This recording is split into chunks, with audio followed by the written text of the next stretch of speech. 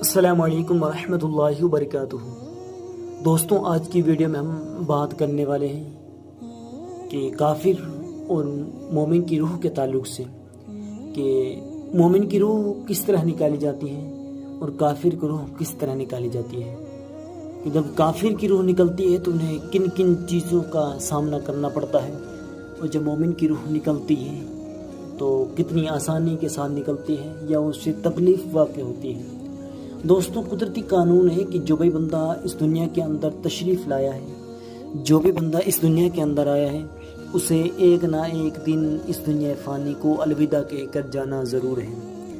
کہ اللہ تبارک و تعالیٰ نے یہ زندگی بنائی، یہ دنیا کو بنایا، کہ دنیا کی بھی ایک عمر ہے۔ جب اس دنیا کی عمر ختم ہو جائے گی تو یہ بھی فنا ہو جائے گی، لیکن ہم خوب جانتے ہیں کہ ہمیں مرنا ضرور ہے، لیکن ہم اس بات کو کیوں نہیں سمجھتے کہ اللہ تبارک و تعالیٰ نے ہمیں جو پیدا فرمایا ہے کوئی نہ کوئی مقصد ضرور ہے۔ اللہ تبارک و تعالیٰ نے اس دنیا کو پیدا فرمایا، ان کا کوئی نہ کوئی مقصد تھا، اور اللہ نے ہمیں پیدا فرمایا ہے تو اس کا کوئی نہ کوئی مقصد ہے۔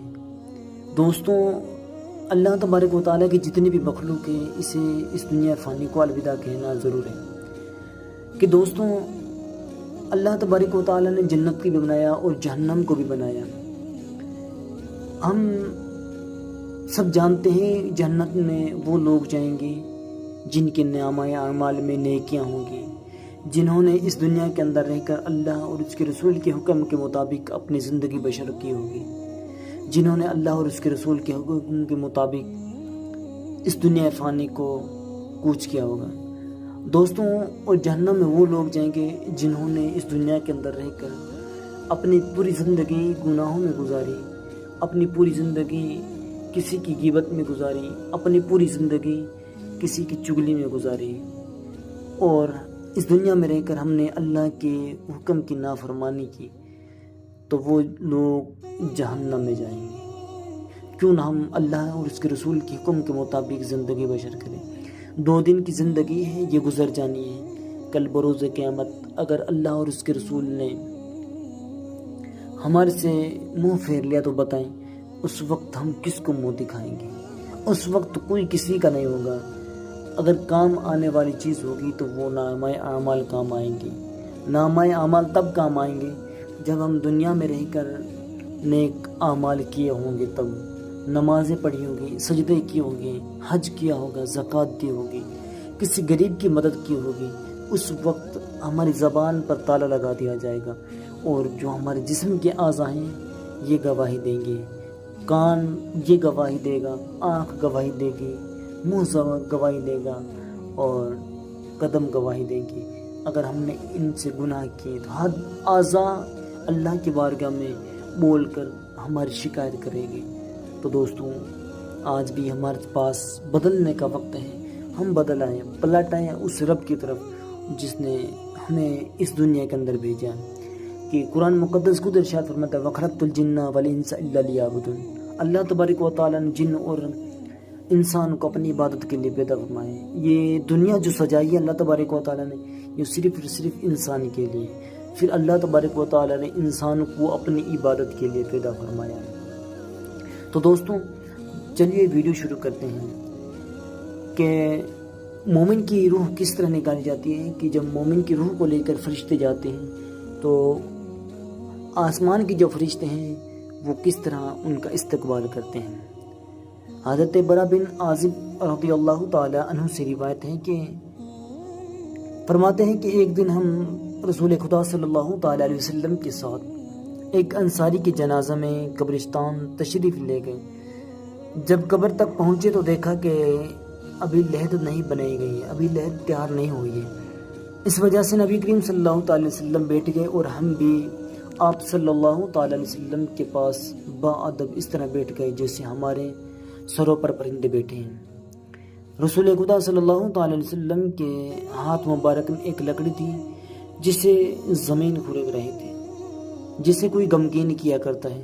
آپ صلی اللہ تعالی وسلم نے سر مبارک اٹھا کر فرمایا کہ قبر کے عذاب سے پناہ مانگو۔ آپ صلی اللہ تعالی علیہ وسلم نے 2 یا 3 مرتبہ یہی فرمایا۔ پھر فرمایا کہ بلا شبہ جب مومن کہ بندہ اس دنیا سے جانے اور آخرت کا رخ کرنے کو ہوتا ہے تو اس کی طرف آسمان سے فرشتے آتے ہیں جن کے سفید چہرے سورج کی طرح روشن ہوتے ہیں۔ ان کے ہاں ساتھ جنتی کفن ہوتا ہے اور جنت کی خوشبو ہوتی ہے۔ یہ فرشتے اس قدر ہوتے ہیں کہ جہاں تک اس کی نظر پہنچے وہاں تک بیٹھے جاتے ہیں۔ پھر حضرت ملک الموت تشریف لاتے ہیں حتیٰ کہ اس کے سر کے پاس بیٹھ جاتے ہیں اور فرماتے ہیں کہ اے پاکیزہ روح، اللہ کی مغفرت اور اس کی رضامندی کی طرف نکل کر چلو۔ چنانچہ اس کی روح اس طرح سہولت سے نکل آتی ہے جیسے مشکیزہ میں سے پانی کا قطرہ بہتا ہوا باہر آتا ہے۔ پس اسے حضرت ملک الموت علیہ السلام لیتے ہیں۔ ان کے ہاتھ میں لیتے ہی دوسرے فرشتے جو دور تک بیٹھے ہوئے تھے پل بھر میں اس کے ہاتھ میں نہیں چھوڑتے حتیٰ کہ اسے لے کر اسی کفن اور خوشبو میں رکھ کر آسمان کی طرف چل دیتے ہیں۔ اس خوشبو کے متعلق سے ارشاد فرمائے کہ زمین پر جو بھی عمدہ خوشبو مشک پائی گئی ہے اس جیسی وہ خوشبو ہوتی ہے۔ پھر فرمائے کہ اس روح کو لے کر فرشتے آسمان کی طرف چلے جاتے ہیں اور فرشتوں کی جس جماعت پر بھی ان کا گزر ہوتا ہے وہ کہتے ہیں کہ یہ کون پاکیزہ روح ہے۔ وہ اس کا اچھے سے اچھا نام لے کر جواب دیتے ہیں جس سے دنیا میں بلایا کرتے تھے، فلاں کا بیٹا فلاں ہے۔ اسی طرح پہلے آسمان تک پہنچتے ہیں اور آسمان کا دروازہ کھلواتے ہیں۔ چنانچہ دروازہ کھول دیا جاتا ہے اور وہ اس کو لے کر اوپر چلے جاتے ہیں حتیٰ کہ 7ویں آسمان تک پہنچ جاتے ہیں۔ ہر آسمان کے مقربین یعنی فرشتے آسمان تک اسے رخصت کرنے آتے ہیں، اسے آگے چھوڑنے آتے ہیں۔ جب 7ویں آسمان تک پہنچ جاتے ہیں تو اللہ تبارک و تعالی ارشاد فرماتا ہے کہ میرے بندہ کو کتاب لعین میں رکھ دو اور اسے زمین پر واپس لے جاؤ، کیونکہ میں نے انسان کو زمین ہی سے پیدا کیا ہے اور اسی میں ان کو لوٹاؤں گا اور اسی سے ان کو دوبارہ نکالوں گا۔ چنانچہ اس کی روح اس کے جسم میں واپس کر دی جاتی ہے کیونکہ اس میں انسان کو زمین سے اللہ تبارک و تعالی نے پیدا فرمایا اور اسی سے انہی کے اندر ان کو دفن کیا اور اسی سے ان کے نکالے جائیں گے۔ اس لیے کے بعد 2 فرشتے اس کے پاس آتے ہیں جو آ کر اسے بٹھاتے ہیں اور اس سے سوال کرتے ہیں کہ تیرا رب کون ہے؟ وہ جواب دیتا ہے میرا رب اللہ ہے۔ پھر اس سے پوچھتے ہیں کہ تیرا دین کیا ہے؟ وہ جواب دیتا ہے کہ میرا دین اسلام ہے۔ پھر اس سے پوچھتے ہیں کہ یہ کون صاحب ہیں جو تمہارے اندر بھیجے گئے؟ وہ کہتا ہے کہ وہ اللہ کے رسول صلی اللہ تعالی علیہ وسلم ہیں وہ رحمت للعالمین ہیں جنہیں اللہ تبارک و تعالی نے اپنا محبوب بنا کر اس دنیا کے اندر بھیجا ہے۔ پھر اس سے دریافت کرتے ہیں کہ تیرا عمل کیا ہے؟ وہ کہتا ہے کہ میں نے اللہ کی کتاب پڑھی اور اس پر ایمان لایا اور اس کی تصدیق کی اور اس کو سچے دل سے مانا۔ اس کے بعد ایک منادی آسمان سے آواز دیتا ہے جو اللہ کا منادی ہوتا ہے، میرے بندے نے سچ کہا، اس کے لیے جنت کا بچھونا بچھا دو اور اس کو جنت کے کپڑے پہنا دو اور اس کے لیے جنت کی طرف دروازہ کھول دو۔ چنانچہ جنت کی طرف دروازہ کھول دیا جاتا ہے جس کے ذریعے جنت کا آرام اور خوشبو آتی رہتی ہے اور اس کی قبریں اتنی کشادہ کر دی جاتی ہے جہاں تک اس کی نظر پہنچے۔ اس کے بعد نہایت خوبصورت چہرہ والا، بہترین لباس والا اور پاکیزہ خوشبو والا ایک شخص اس کے پاس آتا ہے اور کہتا ہے کہ خوشی کی چیزوں کی بشارت سن لیں، یہ تیرا وہ دن ہے جس کا تجھ سے وعدہ کیا تھا۔ وہ کہتا ہے کہ تم کون ہو؟ تمہارا چہرہ حقیقت میں چہرہ کہنے کے لائق ہے اور اس لائق ہے کہ اچھی خبر لائے ہو۔ وہ کہتا ہے کہ میں تیرا عمل صالح ہوں۔ اس کے بعد وہ خوشی میں کہتا ہے کہ اے رب قیامت قائم فرما، اے رب قیامت قائم فرما، اپنے اہل و عیال اور مال میں پہنچ جاؤں۔ تو دوستوں، یہ وہ ہیں جنہوں نے بندہ مومن ہیں، جنہوں نے اپنی زندگی میں رہ کر اللہ اور اس کے رسول کے حکم کے مطابق اپنی زندگی بسر کی تو ان کے ساتھ میں یہ اچھے سلوک اور اچھے معاملات پیش آتے ہیں۔ جب ہم بھی اللہ اور اس کے رسول کے مطابق اپنی زندگی بشر کریں گے تو ہمارے ساتھ بھی یہ معاملات پیش آئیں گے۔ کیوں نہ ہم اپنی زندگی کو اللہ اور رسول کے حکم کے مطابق زندگی بشر کریں، کیونکہ یہ زندگی ایک نہ ایک دن فنا ہونی ہے، اور فنا ہونی ہے۔ اگر ہم زندگی اچھے سے گزاریں گے تو پیچھے والے بھی ہمیں اچھے سے یاد کریں گے۔ اگر دن بھر ہم برائیوں میں گزاریں گے تو دوسروں کی برائیاں کرتے رہیں گے تو لوگ ہمیں بھی پیچھے برائی کے ساتھ میں یاد کریں گے۔ اس لیے جب پیچھے برائیوں سے لوگ یاد کریں گے تو ہماری قبر میں عذاب کا یہ ذریعہ بن سکتا ہے۔ اس لیے اللہ تبارک و تعالی ہم سب کو اہدنا الصراط المستقیم پر چلنے کی توفیق عطا فرمائے اور نیک لوگوں کی صحبت عطا فرمائے۔ دوستوں، اب بات کرنے والے ہیں کافر کی روح کے بارے میں، کہ کافر کی روح کس طرح سختی کے ساتھ نکالی جائے گی، کہ جب اس کی روح جب سختی کے ساتھ نکالی جائے گی تو انہیں کن کن مصیبتوں کا سامنا کرنا پڑے گا۔ بلا شبہ جب کافر بندہ دنیا سے جانے اور آخرت کا رخ کرنے کو ہوتا ہے تو سیاہ چہرے والے فرشتے آسمان سے اس کے پاس آتے ہیں، جن کے ساتھ ٹھاٹھ ہوتے ہیں، اور اس کے پاس اتنی دور تک بیٹھ جاتے ہیں جہاں تک اس کی نظر پہنچے۔ پھر ملک الموت تشریف لاتے ہیں یہاں تک کہ اس کے سر کے پاس بیٹھ جاتے ہیں۔ پھر کہتے ہیں کہ اے خبیث جان، اللہ کی ناراضگی کی طرف نکل۔ ملک الموت کا یہ فرمان سن کر اس کی روح جسم میں ادھر ادھر بھاگتی ہے، لہٰذا کہ پھر ملک الموت اس کی روح کو سختی کے ساتھ بڑی تکلیف واقع ہونے کے بعد اس کی روح کو نکالے جاتے ہیں۔ پھر اس کی روح ملک الموت اپنے ہاتھ میں لیتے ہیں، اور ان کے ہاتھ میں لیتے ہی دوسرے فرشتے پلک جھپکنے کے برابر بھی ان کے پاس نہیں ٹھہرنے دیتے، حتیٰ کہ فوراً اس سے لے کر اس کو کانٹوں میں لپیٹ کر جو ان کے پاس ہوتے ہیں، اور ان ٹانٹوں میں سے ایسے بدبودار جیسے کسی کے بدترین سڑی ہوئی مردہ لاش سے بدبو آتی ہو۔ پھر فرشتے اسے آسمان کی طرف لے کر جاتے ہیں، اور فرشتوں کی جس جماعت پر بھی پہنچتے ہیں وہ کہتے ہیں کہ یہ کون خبیث ہے، یہ کس کی روح ہے۔ وہ اس کا برے سے برا نام لے کر پکارتے ہیں جس سے وہ دنیا میں بلایا کرتے تھے، فلاں کا بیٹا فلاں ہے، حتیٰ کہ وہ اسے لے کر پہلے آسمان تک پہنچتے ہیں اور دروازہ کھلواتے ہیں، مگر اس کے لیے دروازہ نہیں کھولا جاتا۔ جیسا کہ اللہ تبارک و تعالی ارشاد فرماتا ہے، ان کے لیے آسمان کے دروازے نہ کھولے جائیں اور نہ وہ کبھی جنت میں داخل ہوں گے جب تک کہ اونٹ سے سوئی کی ناک میں نہ چلا جائے، اور اونٹ سوئی کے ناک میں نہیں جا سکتے، لہٰذا وہ بھی جنت میں نہیں جا سکتا۔ پھر اللہ تبارک و تعالی ارشاد فرماتے کہ اس کو کتاب سجین میں رکھ دو جو سب سے نیچے والی زمین ہے، چنانچہ اس کی روح وہیں سے پھینک دی جاتی ہے۔ پھر حضور صلی اللہ تعالی علیہ وسلم نے فرمایا، جو شخص اللہ کے ساتھ شرک کرتا ہے گویا وہ آسمان سے گر پڑتا ہے، پھر پرندوں نے اس کی بوٹیاں نوچ لی یا اس کو ہوا میں ادھر ادھر پھینک دیا، پھر اس کی روح اس کے جسم میں لوٹا دی جاتی ہے، اور اس کے پاس دو فرشتے آتے ہیں اور اسے بٹھا کر پوچھتے ہیں کہ تیرا رب کون ہے؟ وہ کہتا ہے کہ ہاں لا ادری، مجھے کچھ پتہ نہیں۔ پھر اس سے دریافت کیا جاتا ہے کہ تیرا دین کیا ہے؟ وہ کہتا ہے ہائے ہائے مجھے کچھ پتہ نہیں۔ پھر اس سے دریافت کیا جاتا ہے کہ یہ شخص کون ہے جو تمہارے اندر بھیجے گئے؟ وہ کہتا ہے کہ ہائے ہائے لا ادری، مجھے کچھ پتہ نہیں۔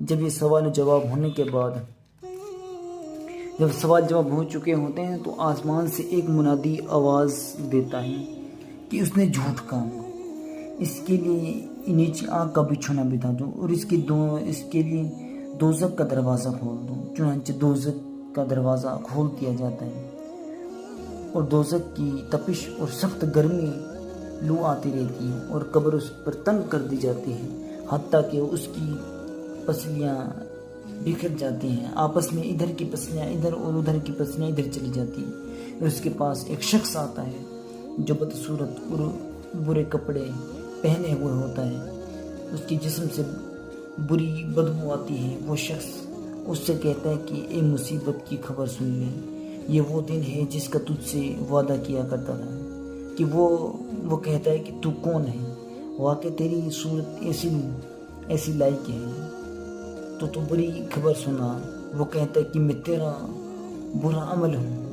یہ سن کر وہ اس ڈر سے کہتا ہے کہ میں قیامت میں یہاں سے زیادہ عذاب میں گرفتار ہوں گا۔ یوں کہتا ہے کہ اے رب قیامت قائم فرما،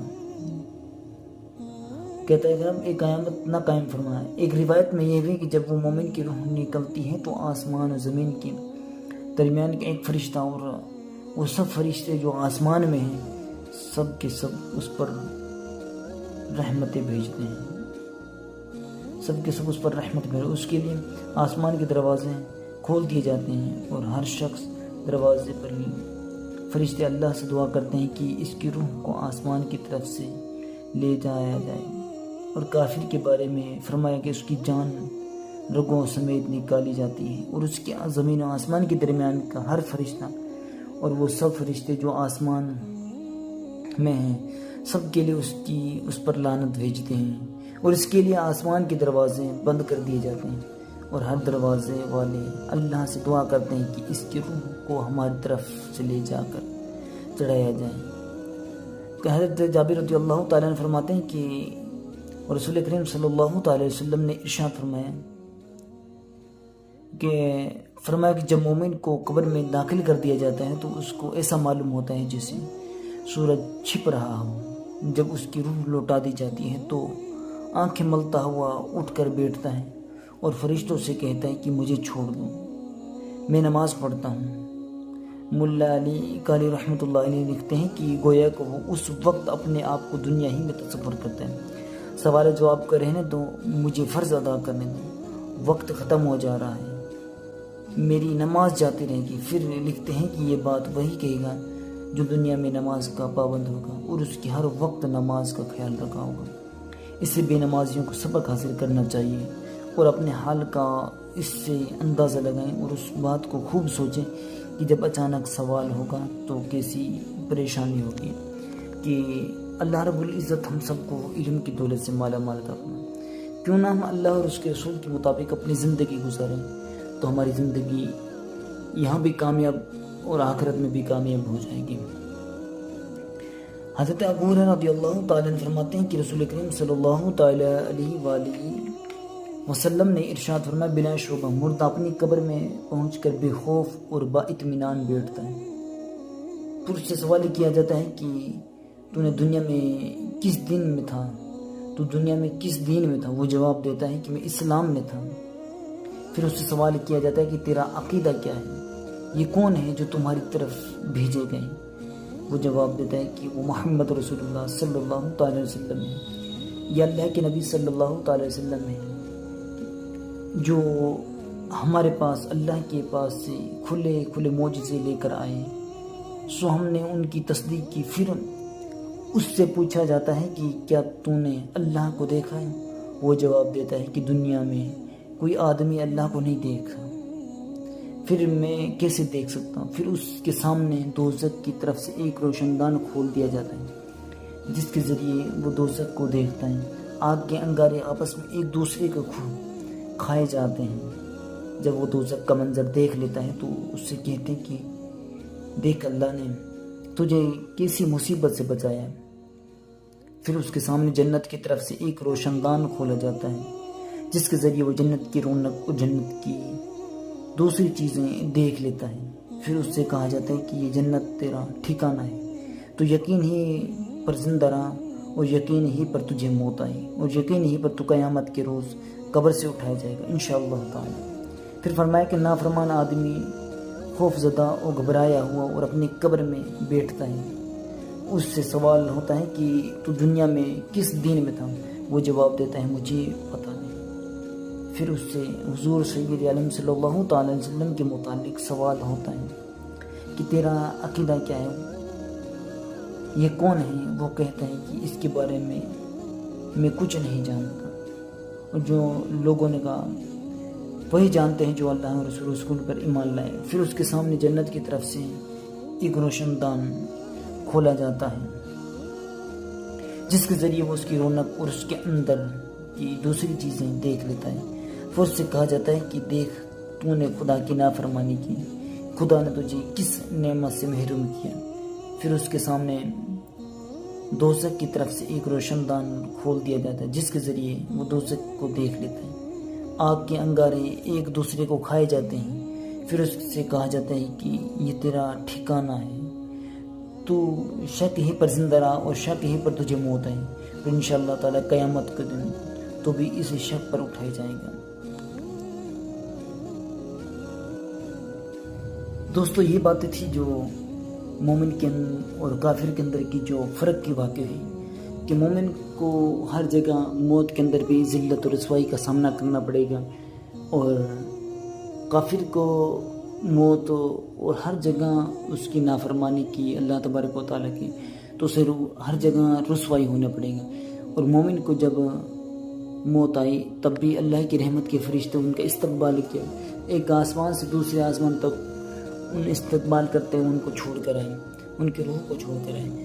تو اللہ کے بارگاہ میں دعا کریں کہ اللہ رب العزت ہم سب کو علم کی دولت سے مالا مال عطا فرمائے، اور ہمیں اہدنا صراط المستقیم پر چلنے کی توفیق عطا فرمائے۔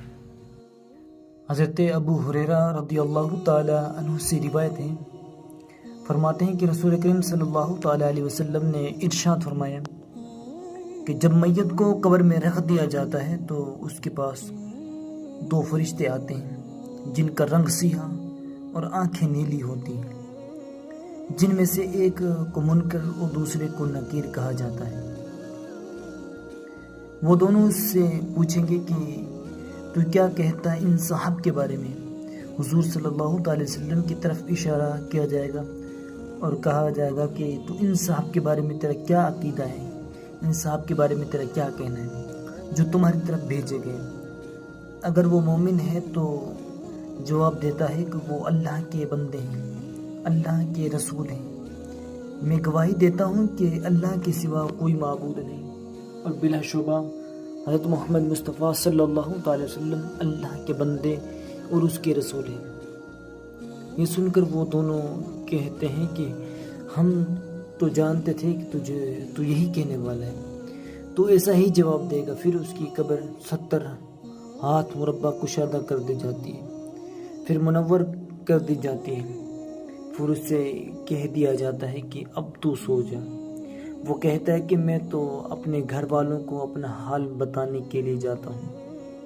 وہ کہتے ہیں کہ یہاں آ کر جانے کا قانون نہیں ہے، تو سو جا جیسے دلہن سوتی ہے، جیسے اس کے شوہر کے سوا کوئی دوسرا اٹھا نہیں سکتا، لہٰذا وہ آرام سے قبرستان میں رہتا ہے یہاں تک کہ اللہ اسے قیامت کے روز اس جگہ سے اٹھائے گا۔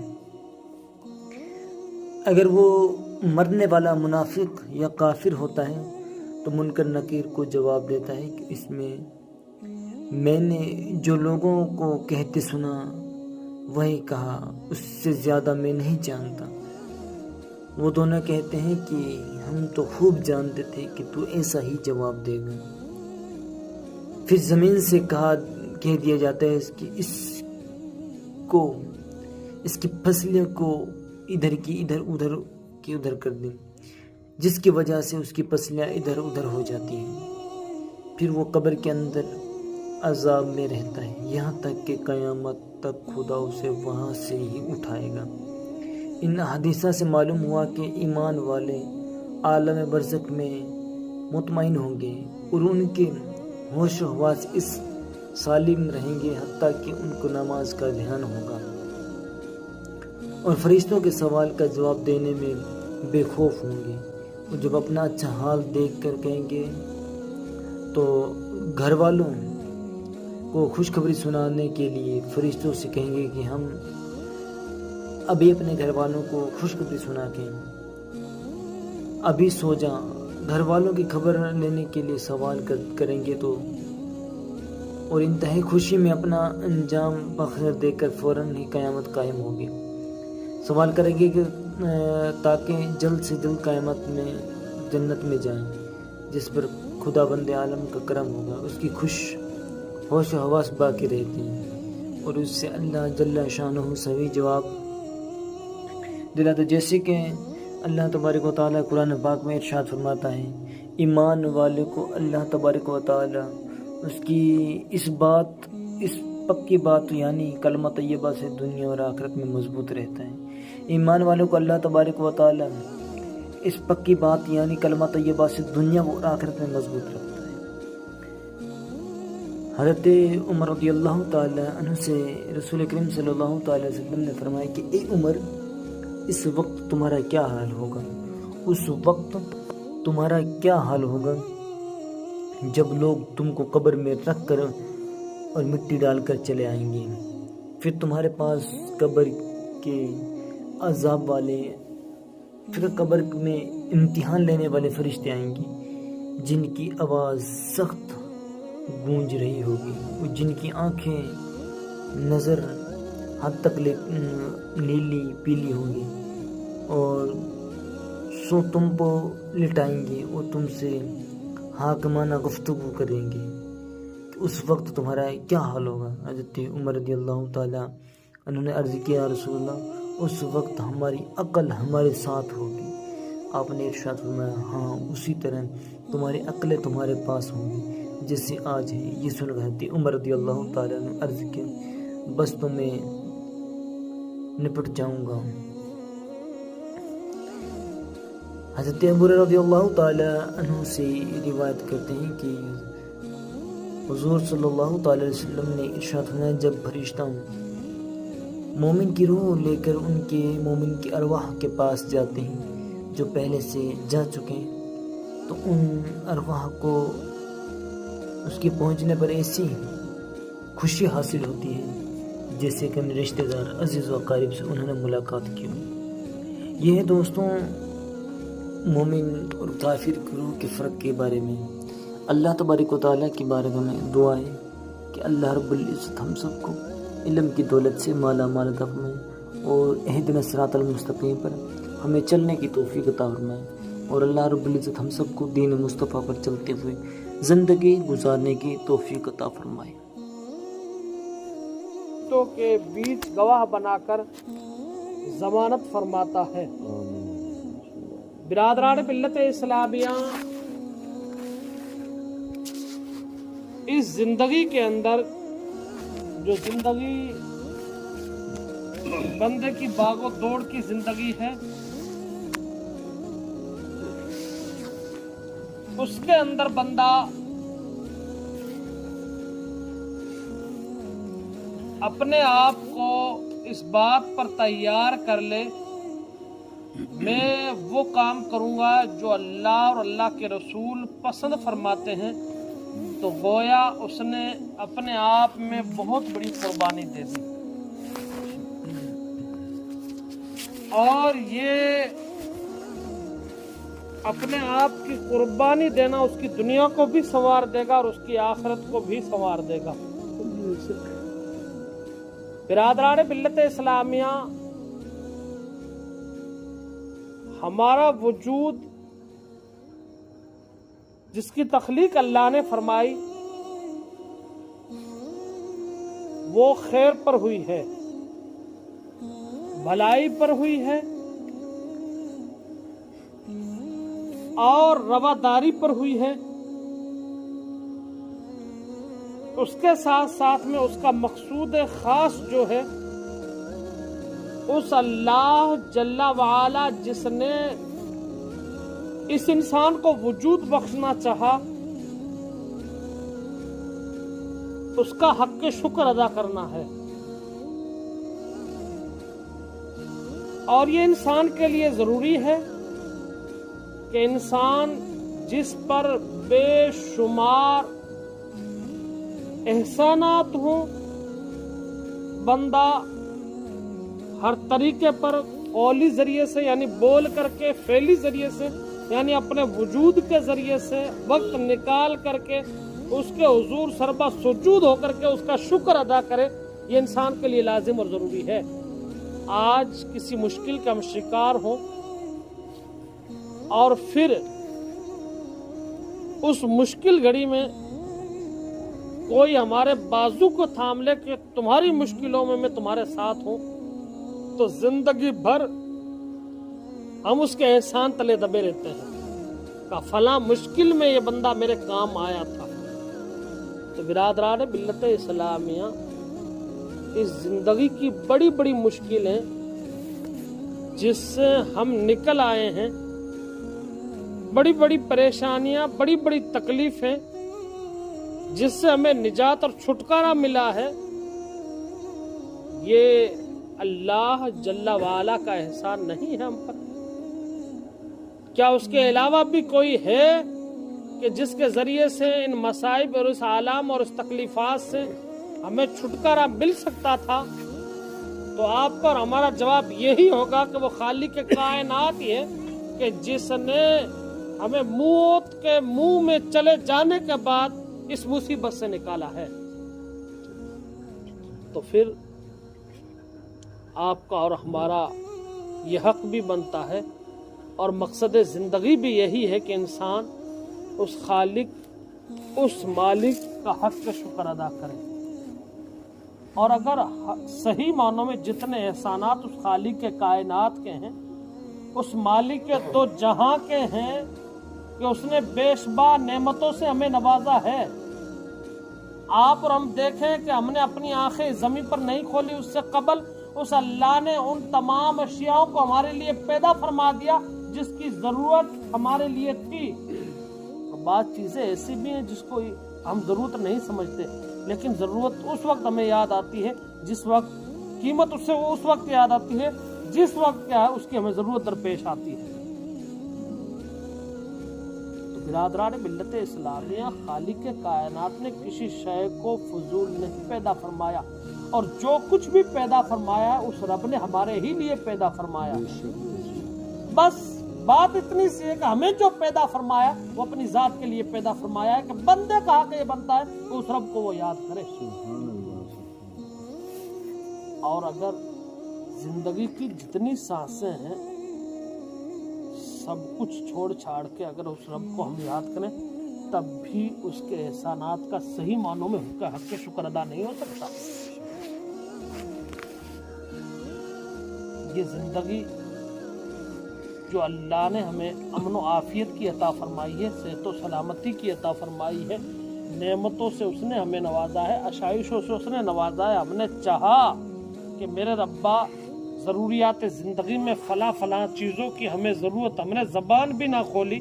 وہ علیم و خبیر ہے، وہ جانتا ہے کہ بندے کی کیا ضرورت ہے، ہماری ضرورت آنے سے قبل اس نے ہمیں عطا فرمایا ہے۔ مال اس نے عطا کیا، اولاد اس نے عطا کی۔ مال بھی آپ کی زندگی کی ضرورت ہے، اولاد بھی آپ کی زندگی کی ضرورت ہے، لیکن اللہ جل وعلا فرماتا ہے جو کچھ میں تمہیں عطا کر رہا ہوں تمہارے لیے ضروری ہے کہ تم اس کا حق شکر ادا کرو۔ اور حق شکر میں ہمارے اور آپ کے لیے سب سے اہم جو چیز ہے وہ یہ ہے کہ اللہ جل وعلا کے وہ احکامات، وہ فرائض جو بندے پر ہر صورت، ہر حال، کھڑے پڑے لیٹے لازم اور ضروری قرار دیے گئے، اور کسی صورت اس کی معافی کا کوئی راستہ ہی نہیں بن پاتا۔ یہاں تک کہ ایک بندہ کسی مرض کا شکار ہے، ایک والد مرض کا شکار ہے، بیٹے سے کہے میری جگہ تو سجدہ کر لے، تو سجدہ بیٹے ہی کا ہوگا نہ کہ والد کا ہوگا۔ تو وہ احکامات جو ہم پر لازم اور ضروری قرار دیے گئے، کسی صورت اس کی معافی کا کوئی راستہ نہیں بنتا، تو پھر آپ یہ جان کر کے چلیں کہ وہ کتنا اہم ہوگا۔ اسے اپنے مقام پر رکھ دیں آپ۔ ایک اذان جو ہمیں بیدار کر رہی ہے اللہ کی ندا بن کر کے، اللہ کی صدا بن کر کے، اور اس اذان کے کلمات ہم اپنی زبان سے الاپیں، اللہ کی حمد بیان کریں، تو اللہ جل وعلا اذان کے پورے کلمات کے دہرانے کے اوپر رب جل وعلا 32 لاکھ یا 34 لاکھ نیکیوں کا ثواب عطا فرماتا ہے۔ کتنا سا وقت لگتا ہے آپ اور ہم غور کریں۔ اور نماز اس سے بھی زیادہ اہم فریضہ ہے کہ جو انسان کو کامیابی کی ضمانت دیتی ہے، جو انسان کو رواداری اور محبت کا پیغام دیتی ہے. نماز کی اگر ادائیگی پر ہم غور کریں، ان کے طریقے پر ہم غور کریں، تو نماز میں کون سی ایسی شے ہے کہ جس کی ہمیں حاجت ہو اور وہ اس میں چھٹ گئی ہو. ہر ایک بندہ یہ چاہتا ہے کہ میں خدا کے قریب ہو جاؤں. اس نے ہمارے بگڑے کام بنا دیے تو زمانے کی طاقت نہیں اس کو کچھ بگاڑ دے. اور اگر اس نے اپنی نظر عاطفت، نظر کرم کسی سے پھیر لی تو زمانے کی طاقت نہیں کہ اس سے کوئی سنوار دے. اور بندہ سنورنا چاہتا ہے، اجڑنا نہیں چاہتا. انسان کی فطرت میں کہ وہ سنورنا چاہتا ہے، انسان کی فطرت میں کہ وہ کامیابی چاہتا ہے، انسان کی فطرت میں وہ اپنے قد سے بھی زیادہ اٹھ کر کے جینا چاہتا ہے.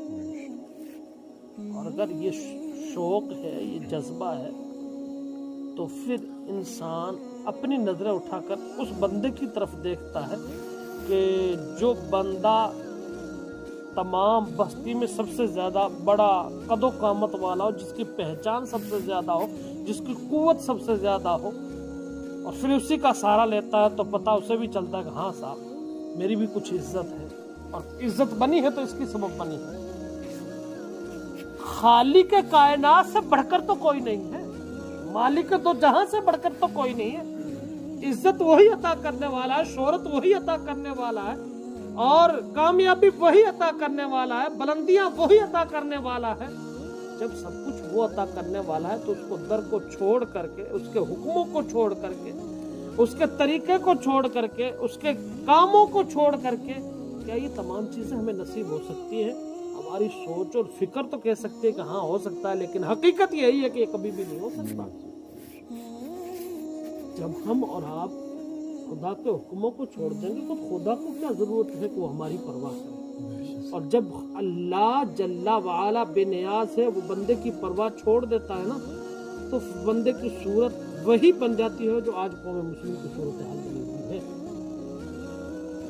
اور یہ کس سبب بنی ہے کہ یہ خود ہمارے ہاتھوں نے جو کمایا ہے نا، یہ اس کا نتیجہ ہے. بما کسبت ایدیکم، جو تمہارے ہاتھوں نے کمایا اسی کا نتیجہ ہے کہ آج اس حالات کا. ورنہ اللہ جل وعلا 70 ماؤں سے بڑھ کر پیار فرمائے. ایک ماں کسی درد و کرب کے حالت کو اپنے بیٹے کو نہیں دیکھ سکتی، وہ خالق جو پیدا کرنے والا ہے وہ کب گوارا کر سکتا ہے کہ میرا بندہ کسی غیر کے سامنے جھکے؟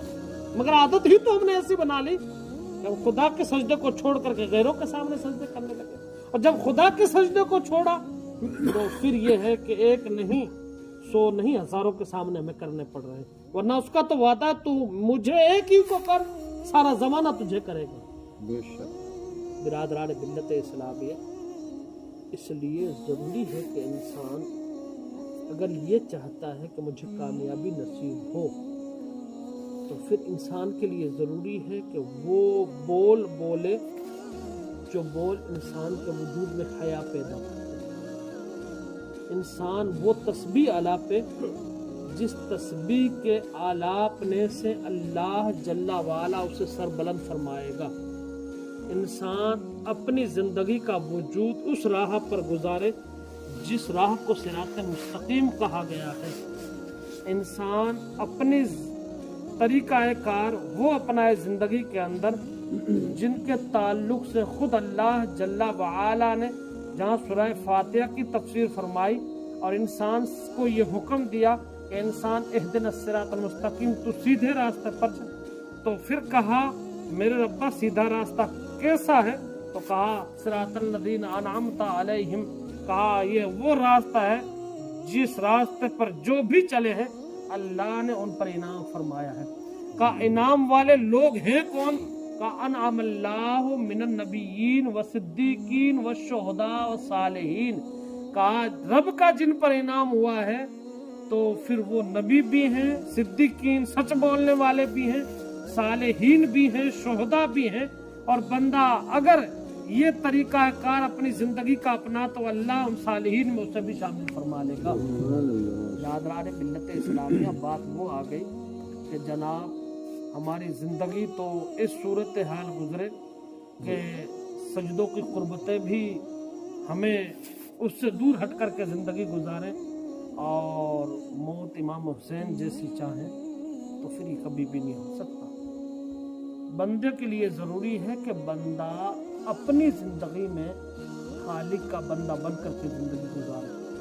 उसकी इताअत और उसकी फरमा बरदारी यही है कि उसके हुक्म के बंदा इंतजार में रहे कि मौला जल्ला वाला की निदा बुलंद होगी, उससे कबल मैं उसके हुजूर सरबसुजूद होने के लिए तैयार हूँ। तो फिर उसका इनाम ये है कि बंदा उस जाहिर को उसके ऐलान से कबल क्या है पाकीज़ा कर ले तो अल्लाह उसके वजूद को 14वीं के चाँद से भी ज्यादा चमक वाला बना दे। और जब वो सजदा कर लेगा तो फिर अल्लाह तबारक व तआला उसे कितना अजीम मकाम अता फरमाए। बिरादरान मिल्लत इस्लामिया, इसलिए ज़रूरी है हमारे लिए कि मुसलमान की पहचान ही सजदा है, मुसलमान की शान ही सजदा है। और इन सजदों से हम दूर हुए, खाना खुदा को हमने वीरान किया, तो ये सच जान करके चलें कि आज भी हम ना आबाद हैं ना शाद हैं और ना हकीकत हाल ये है कि अमन आफियत की ज़िंदगी गुजार रहे हैं। तादाद कसीर है, इससे कोई इनकार नहीं है, लेकिन हकीकत हाल ये है कि आज भी खौफ हिरास की ज़िंदगी हम गुजार रहे हैं और इसका बखूबी बहुत करीब से आप मुहासबा कर रहे हैं। ये हर एक इंसान इस बात को जानता है कि बंदा अपने घर से निकल जाने के बाद अपनी मंजिल तक पहुंच जाए बाआफियत, इसकी कोई जिम्मेदारी नहीं है।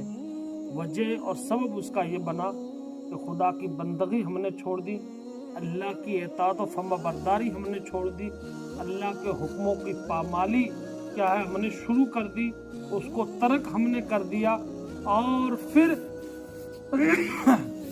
यहूदी नसारा के तरीकों को हमने अपनी ज़िंदगी में दाखिल कर लिया और मिजाज हमारा यहूदो नसारा जैसा बन गया। तो आज हकीकत हाल ये है कि हम कसीर होने के बावजूद भी पसमानदा भी हैं, कमज़ोर भी हैं, जलील ख़ार भी हैं, रुसवा भी हैं और हमें चुन चुन करके सफाई हस्ती से मिटाया जा रहा है, जिसकी जिंदा और जावेद मिसाल आप अपने कानों के ज़रिए से सुनते भी हैं और दुनिया इतनी सुकड़ गई है कि आप अपनी आँखों के ज़रिए से भी उसका मुशाहिदा कर रहे हैं। वजह यह है कि हमें होना तो बाअमल चाहिए था, हम बेअमल बन गए और बाअमल होते तो फिर बाअमल के साथ अल्लाह की नुसरत है, अल्लाह की मदद है। और उस रब ने फरमाया है जब तुम बेअमल हो जाओगे तो जालिम बादशाह तुम पर मुसल्लत कर दिया जाएगा। यह हक और सच है, हमारे अमाले बद की नहुसत के सबब आज जालिम बादशाह हम पर मुसल्लत है और किसी सतह पर भी आज हम सुकून की सांस नहीं गुजार पा रहे हैं। और हमारी और आपकी गिनती क्या है, आप खुद मुहासबा कर रहे हैं। कसीर तादाद में मुसलमान मेजोरिटी की शक्ल में होते हुए भी उनको सफाई हस्ती से मिटाया जा रहा है। मैं आपको सुलगा नहीं रहा हूँ, कोई जज्बाती अल्फाज नहीं कह रहा हूँ। वजह और सबब ये बन गए कि ऐशो आराम की जगह अय्याशी की जगह आज हमने ले ली और हलाल को छोड़ करके हराम हमने अपनी जिंदगी का हिस्सा बना लिया, जिसके सबब ये हुआ कि जुल्म और जबर के सामने जब हमारी आहें भी निकली तो आहें सर से ऊपर नहीं गईं। और फिर क्या है, हमने हक की सदाएं भी बुलंद की हिदर के सामने तो हलक से नीचे नहीं उतरी कि दिल पाकीज़ा हो जाए और दिल से निकली हुआ खुदा की बारगाह में पहुंच करके हमारी नुसरत और मदद का सबब और जरिया बन जाए। बिरादरान मिल्लत इस्लामिया, इसलिए ज़रूरी है कि हम अल्लाह जल्ला व आला की इताअत और फर्मा बरदारी करें, उसके हुक्मों को बजा लाएं। इंसान की ज़िंदगी का सुकून सरमाया नहीं, इंसान की ज़िंदगी का सुकून अल्लाह का जिक्र है, ये उसका फरमान है, मेरे अल्फाज नहीं। खुद खुदा फरमाता है या अय्युहल्लज़ीना आमनू, अहले ईमान, तत्मइन्नु क़ुलूबुहुम बिज़िक्रिल्लाह, अला बिज़िक्रिल्लाह तत्मइन्नुल क़ुलूब। कहा जिंदगी का सुकून तुम्हें चाहिए, तुम्हारा रब जिसने तुम्हें ईमान की दौलत अता फरमाई है वो रब तुम्हें कह रहा है कि तुम खुद रब को याद करो। अल्लाह ने उसके अंदर तुम्हारे लिए सुकून और करार रखा है। जब वो सुकून अता करता है तो जमाना तुम्हें बेसुकून कभी भी नहीं कर सकता, और जब सुकून उसकी तरफ से भी नहीं है तुम लाख उन आशाइशों को इकट्ठा कर लो जो ज़ाहिरी तौर पर सुकून और असबाब का जरिया बनते हैं, उससे कभी भी सुकून नसीब नहीं हो सकता। बिरादरान मिल्लत इस्लामिया, इसलिए हमारे लिए ज़रूरी है कि कौम मुस्लिम को अल्लाह ने हया की दौलत अता फरमाई है, और कुरान खुद कहता है इन्ना सलात तन्हा अनिल फ़हशाए वल मुनकर, बेशक नमाज इंसान को बेहयाई और बुरी बातों से रोकती है। और अगर बेहयाई इंसान की इज्जत का सामान नहीं है, बेहुदा गोई इंसान की इज्जत का सामान नहीं है, कौम और मुआशरे के अंदर कोई इंसान किसी को बेहुदा कहने लग जाए तो सब उसको अच्छा नहीं कहेंगे, भले उसकी जबान की फर्राटी बहुत ज्यादा हो और सोचता है इसका मुकाबिल तो कोई बोल ही नहीं सकता, लेकिन ये हक है और सच है कि उसके अल्फाज को सराहेगा नहीं, बल्कि यही कहेगा ये इंसान नहीं, हैवान है, ये शैतान है, कि जिसकी बोली शैतान जैसी बोली है। पता ये चला कि जो कुछ कहा जा रहा है या जो कुछ सुना जा रहा है, इसको ना तो रब पसंद फरमाता है, ना रब इसको कहने का हुक्म देता है। अल्लाह जल्ला वाला तुम्हें उन कामों का हुक्म देता है जिससे के जरिए से अल्लाह हया का नूर तुम्हें अता फरमाएगा, जिसके जरिए से अल्लाह तुम्हारी सोचों और फिक्रों को पाकीज़ा फरमा देगा, और जिसके जरिए से अल्लाह तुम्हें अपनी रहमतों का साया अता फरमाएगा, अल्लाह तुम्हें इज्जतों का ताज अता फरमाएगा। बिरादरान मिल्लत इस्लामिया, उन सजदों से हम दूर हो गए तो जमाने में जलील खार रुसवा हो गए। उन मस्जिदों को हमने वीरान किया जो मस्जिदें हमारी पहचान हैं। तो हकीकत हाल ये है, एक वक्त ऐसा भी आया जिसमें हर एक इंसान को खौफ और हरास मौत का सताने लगा और मस्जिदों की तरफ भागने लगे। अब वहां चाह करके भी सजदा करने की उन्हें इजाजत ना मिलने लगी। तो अगर काश मुसलमान पहले ही से सजदा शायर होता, इबादत गुजार होता, तो अल्लाह जल्ला वाला उनके सजदों का तकद्दुस उन बस्तियों से, उन मुसलमानों से उन वबाओं को उठा लेता। जब कौमें बदअमली की शिकार होती हैं तो ये वबाएं मुसीबत बन करके, वबाल जान बन करके अल्लाह की तरफ से अज़ाब बन करके नाज़िल हुआ करती हैं। इसलिए हमें चाहिए कि हम अल्लाह के हुजूर अपनी ज़िंदगी के मकसूद को पहचानते हुए और ये 4 दिन का सफ़र अल्लाह की रज़ा में गुजारें। अल्लाह दुनिया को भी सुरखरू फरमा देगा, अल्लाह आखिरत को भी हमारे लिए निजात का जरिया और सामान फरमा देगा। वरना इस सजदे का तरक कर देना दुनिया के अंदर भी हमारे लिए जिल्लत और रुसवाई का सबब है, और आखिरत में भी हमारे लिए जहन्नम के अंदर जाने का सबब और जरिया है। इसलिए अहदीस में जिक्र है कि अल्लाह जल्ला वआला सजदों के तारिक को कल कयामत के दिन उन दुश्मनान खुदा के साथ में खड़ा करेगा मैदान महशर, जहाँ पूरी खल्क खुदा मौजूद रहेगी, जिन पर अल्लाह की लानत है। और हदीस में उनका नाम जिक्र किया गया है। फिरौन जिसने खुदाई का दावा किया था वो दुश्मन खुदा है। कारून जिसको अल्लाह ने सरमाया अता फरमाया था, 70 ऊंटों पर खजानों की कुंजियां ला दी जाती थी, कहा ये दुश्मन खुदा है जिसने ज़कात की अदायगी का इनकार किया था। उसके बाद शद्दाद माल और दौलत के सरमाए की बुनियाद पर उसने जन्नत दुनिया में बना डाली थी, कहा जिस जन्नत को तुम दावत दे रहे हो मुझे, उन नबियों से कहा था वो जन्नत में दुनिया में मैंने बना डाली है। और हुआ ये कि बनाए जाने के बाद वो जन्नत भी ना देख पाया और उसे दुश्मन खुदा करार दिया गया। उबे इब्ने काब वो दुश्मन खुदा जो नबी रहमत सल्लल्लाहु ताला अलैहि वसल्लम के ताल्लुक से गालियां देता था, उसे दुश्मन खुदा करार दिया गया। तो बिरादरान मिल्लत इस्लामिया कहा गया वो जहाँ दुश्मन खुदा है, तो उम्मत मोहम्मद का वो अफराद जो रब के हुजूर सजदा नहीं करते, वो भी दुश्मन खुदा की सफों में कल खड़े होंगे। और सबसे बड़ी नहुसत ये है उनके लिए कि अल्लाह जल्ला वाला वो बंदा जो अपनी जिंदगी में सजदे को दाखिल नहीं करता, अल्लाह जल्ला वाला ऐसे बंदे की उम्र की बरकतें उठा लेता है। आप कहेंगे हकीकत कुरान का एक फलसफा है, अगर आप पढ़ करके देखें, अल्लाह ने इंसान को मर्द की शक्ल में सबसे पहला वजूद बख्शा है जिसे हज़रत आदम कहा जाता है। और फिर इंसान की जिंदगी क्या है कि बेगानेपन की और सुस्ती और फिर अपने यत की जिंदगी जब गुजरने लगी और उसे अकेलापन महसूस होने लगा, तो अल्लाह जल्ला वाला ने इसी इंसान की पसली से हज़रत हव्वा को पैदा फरमाया जो उसके सुकून और करार का सबब और जरिया बनी।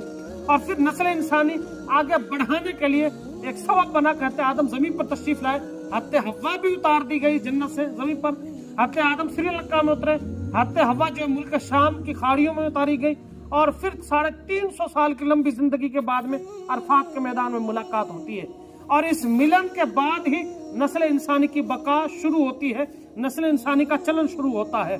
बिरादरान मिल्लत इस्लामिया, पता चला कि एक मर्द जो उसी की जिन्स से औरत है, जब उनका मिलन होता है और फिर मर्द ही के सुल्ब से निकला हुआ पानी, और वो पानी जाहिरी तौर पर किसी जिस्म के हिस्से में लग जाए तो इंसान नापाक करार दिया जाए, लेकिन उसी से अल्लाह जल्ला वाला एक जिंदगी की शुरुआत कर रहा है। और फिर यह है कि अल्लाह अपनी कुदरत कामिला से उस पानी को खून में तब्दील फरमाता है, फिर वो खून अल्लाह अपनी कुदरत कामिला से 30 दिन के बाद गोश्त में तब्दील फरमाता है, फिर 30 दिन के बाद में अल्लाह अपनी कुदरत कामिला से उसके अंदर हड्डी पहनाता है, और फिर 4 महीने 20 दिन के बाद में अल्लाह अपनी कुदरत कामिला से फरिश्तों को हुक्म देता है, जाओ इसके अंदर रूह भी रख दो, इसका रिस्क भी लिख दो, इसकी खुशियां भी लिख दो, इसकी जिंदगी के गम भी लिख दो, इसका मुकद्दर भी लिख दो, इसकी सांसें भी लिख दो, इसकी उम्र भी लिख दो। यहाँ तक के इसके अल्फाज ये हदीस के कि अल्लाह जल्ला वाला फरिश्तों से कहता है, जो इसका मुकद्दर रिस्क लिखा जा रहा है,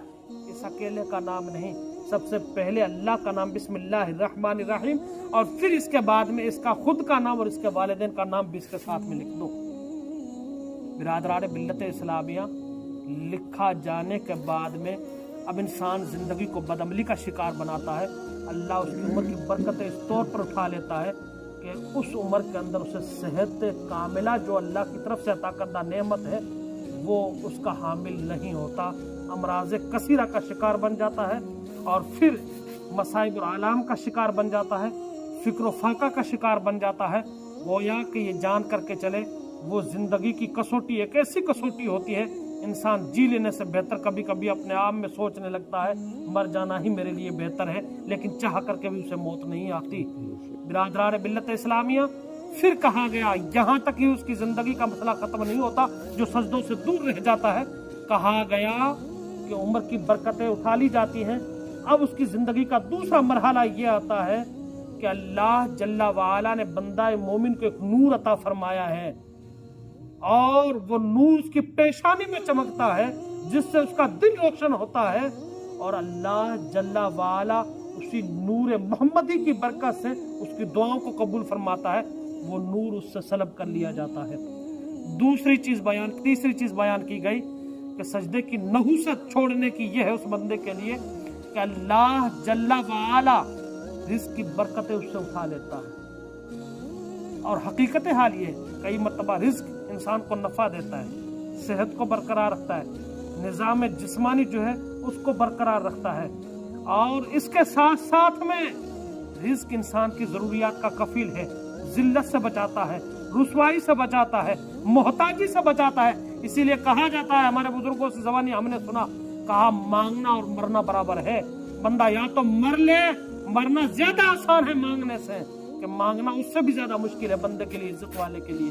कहा अल्लाह रिज़्क़ की बरकतें उठा लेता है, जब रिज़्क़ की बरकतें उठ जाती हैं बंदा लाखों भी क्यों न कमाए, फिर उसके बाद भी मोहताजी का दरवाजा उस पर बंद नहीं होता। मांगने वाले जो होते हैं, कर्ज़ख्वाह जो होते हैं, उसकी ज़बान से यही निकलता है जनाब अभी नहीं है। हकीकत हाल जायज़ा लेने में कोई तारीफ़ नहीं कर रहा, बहुत सारे कौम मुस्लिम के अफराद ऐसे मिल जाएंगे, ऐसे घर मिल जाएंगे, ज़ाहिरी और बाहरी तौर पर बड़े खुशहाल और खुशपोश दिखाई देते हैं, वरना हुकूक इंसानी के अंदर इस तरह दबे हुए हैं कि जिसका शुमारा नहीं किया जा सकता। नबी रहमत का फरमान तो ये है कि नबी रहमत के सामने जब कोई जनाजा लाया जाता और आप पहले पूछते कि इस पर किसी का कोई कर्जा तो नहीं है, साहबा कहते नहीं है पढ़ने वालों में से, तब आप जनाजा अदा फरमाते, और कह देते कोई कि ना मेरा कर्जा है, तो नबी रहमत फरमाते मैं जनाजा नहीं पढ़ाऊंगा जब तक इसके कर्जे की कोई जमानत न ले ले। हमारी सूरत हाल ये है, हकीकत हाल बताऊं आपको कि खुशहाल और खुशपोश दिखने के बावजूद भी ज़्यादातर हमारी तवज्जो दुनियावी तालीम की तरफ होती है, तो कई स्कूलों की फीसें बकाए रह जाती हैं, महीना मुकम्मल नहीं होता, लाखों की गिनती वो पूरी हो जाती है, कहा जाता है मास्टर साहब आगे वाले महीने देंगे, इस साल तो पूरा हो गया है। तो बिरादरान मिल्लत इस्लामिया, हक और सच उसका ये है कि अल्लाह जल्ला वाला बंदे पर करम अल्लाह का तब है थोड़ा हो और उसमें ढेर सी बरकतें हों, जो बंदे के लिए वाफी भी होता है, काफी भी होता है और शाफी भी होता है। ये इस तौर पर वाफी क्या वो रिस्क जो आपने खाया वो आपके साथ वफा करेगा। काफी इसलिए कि थोड़ा है, जिसका हलक से नीचे उतरा है उसने हया उसके अंदर पैदा कर दी है, उसके अंदर क्या है, इज्जत पैदा कर दी है, उसके अंदर शान पैदा कर दी है, उसके अंदर क्या है कि ताकत पैदा कर दी है, अमराज से उसे महफूज कर दिया है।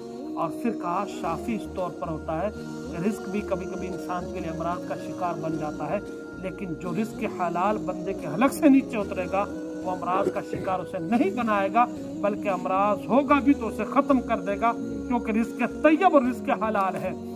बिरादरान मिल्लत इस्लामिया, तो कहा गया कि अल्लाह रिस्क की बरकतें बंदे से उठा लेता है।